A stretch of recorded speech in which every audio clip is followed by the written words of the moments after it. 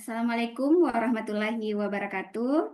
Halo teman-teman semuanya, selamat datang di podcast Dialog Kebangsaan dari kami peserta pelatihan dasar CPNS Provinsi Kalimantan Selatan Angkatan 7 Kelompok 2. Perkenalkan, nama saya Mila Diarsi, CPNS dari Universitas Lambung Mangkurat, Kota Banjarbaru, selaku host pada podcast kali ini. Hari ini kita akan membahas topik yang sangat penting dan relevan, yaitu visualisasi bangsa yang menggugah cinta tanah air melalui kegiatan cinta produk dan budaya lokal.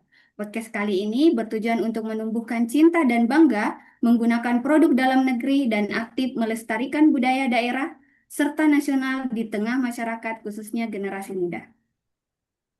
Baik, saat ini kita bersama para narasumber yang sangat luar biasa. Kita akan berbincang bersama keempat narasumber inspiratif kita. Nah, sebelumnya kita akan perkenalkan diri dulu nih, para narasumber kita. Yang pertama, Bapak Gagah Dirgantara. Halo, selamat sore, Pak. Halo, selamat sore. Perkenalkan, saya Muhammad Gagah Dirgantara, dosen CPNS Ilmu Pemerintahan Universitas Lambung Mangkurat, Banjarmasin. Baik. Narasumber yang kedua yaitu Bapak Nur Syamsi Sidupa. Halo, Pak. Selamat Halo, sore. halo Bu, selamat sore. Assalamualaikum warahmatullahi wabarakatuh. Perkenalkan nama saya Muhammad Nur Sidupa, dosen CPNS dari Prodi Sistem Informasi Politeknik Negeri Banjarmasin. Baik, selanjutnya Bapak Jerry Christian Poli. Halo Pak. Halo, selamat sore. Perkenalkan, nama saya Yeri Pesan Poli, CPNS dosen di Politeknik Negeri Tanah Laut. Terima kasih. Baik, yang terakhir Bapak Muhammad Zikri Hudiatma. Halo Pak, selamat sore. Selamat sore, Bu. Langsung saja kita masuk di topik hari ini. Untuk Bapak Dirgantara.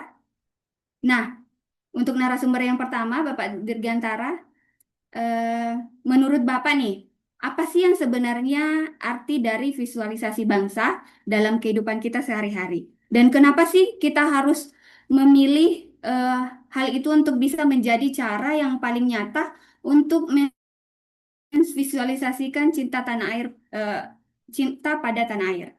Monggo Pak. Baik, terima kasih Ibu Mila. Jadi begini, bagi saya visualisasi bangsa itu simpelnya adalah bagaimana kita membuat identitas Indonesia jadi kelihatan lewat tindakan nyata, bukan cuma teori. Kita itu ibarat etalase berjalan yang menunjukkan jati diri bangsa ke orang lain. Budaya lokal bisa menjadi salah satu visualisasi yang baik sebagai media visualisasi bangsa. Nah, kenapa lewat produk dan budaya lokal? Karena di situ ada aksi keberpihakan. Pertama, dari produk. Pas kita pilih pakai brand lokal, kita secara visual menunjukkan kalau kita percaya dengan kualitas bangsa sendiri. Itu aksi nyata bantu ekonomi tetangga dan UMKM untuk tetap hidup. Yang kedua, dari budaya. Pas kita bangga pamerin budaya daerah, lewat cara bicara atau konten di media sosial, kita lagi jaga agar wajah Indonesia nggak hilang di telan tren luar. Jadi, visualisasi bangsa itu adalah saat kita bangga pakai produk lokal dan terus mengenalin budaya kita. Itu cara paling gampang buat bilang, ini Indonesia dan saya bangga jadi bagian dari Indonesia. Sudah, ya. Baik, terima kasih Pak Dirga. Nah, untuk Bapak Untuk Bapak Nusyam nih, menurut Bapak nih, tantangan yang paling sering dalam memilih produk lokal itu kan biasanya eh, tergantung harga, kualitas, kemudian gengsi, dan kurang promosi. Nah, bagaimana menurut Bapak untuk menanggapi tantangan tersebut? Baik, terima kasih atas pertanyaannya dan tentu itu adalah pertanyaan yang sudah sewajarnya menjadi pertanyaan kita bersama terkait bagaimana sih kualitas dari produk-produk kita. Kok bisa banyak masyarakat yang lebih memilih menggunakan produk luar negeri ketimbang produk dalam negeri sendiri? Untuk menjawab hal itu, simpel saja. Kita masih melihat bahwa produk luar negeri lebih bagus daripada produk dalam negeri. Tetapi secara fakta, tidak semua produk luar negeri itu lebih bagus daripada produk dalam negeri.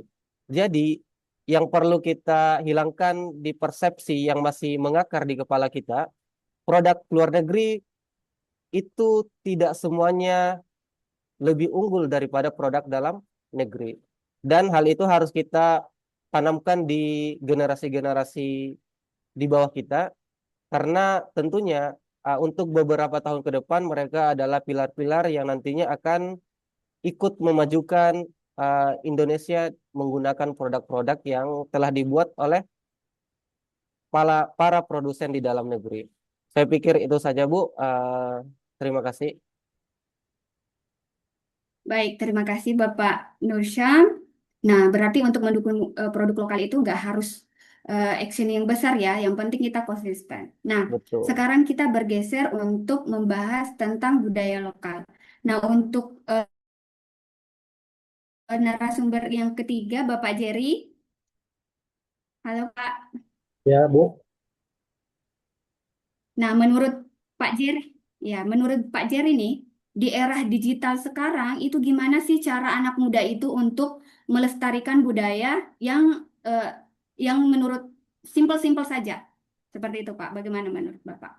Menurut saya sih, Bu, untuk melestarikan budaya lewat era digital sekarang, tentunya itu secara komunikatif dan komunikasi maupun itu secara melalui via sosmed dan via literasi yang lain. Tentunya itu sangat mendukung karena di zaman sekarang era digitalisasi itu sangat pesat perkembangannya.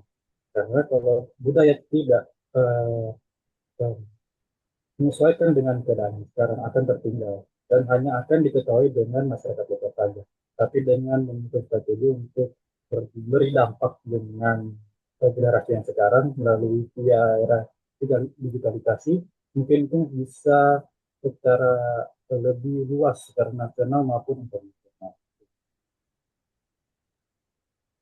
Baik, terima kasih Pak Jerry.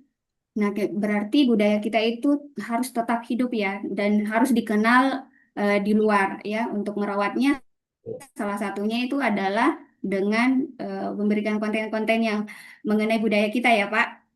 Ya. Nah, oke, selanjutnya kita ke narasumber yang keempat mengenai aksi generasi muda. Nah, gimana nih menurut Bapak Zikri?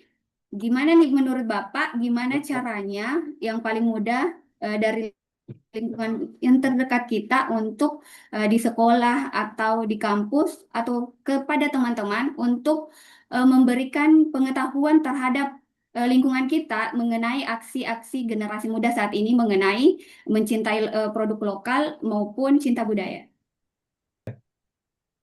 Eh, Cara yang paling mudah dari lingkungan, yaitu salah satunya adalah di kampus. Mungkin eh, kita bisa mewajibkan untuk hari tertentu menggunakan batik. Kemudian kita bisa membuat event bertema budaya lokal dan juga eh, ada beberapa kita bisa menyiarkan lagu Indonesia Raya pada saat jam-jam tertentu. Baik, terima kasih Pak Zikri. Nah, demikian dari obrolan singkat kita pada sore hari ini. Jadi kesimpulan dari podcast kali ini itu adalah dari obrolan ini kita belajar bahwa cinta tanah air itu tidak hanya diucapkan, tetapi diwujudkan melalui pilihan, sikap, dan kontribusi nyata bagi bangsa dan negara.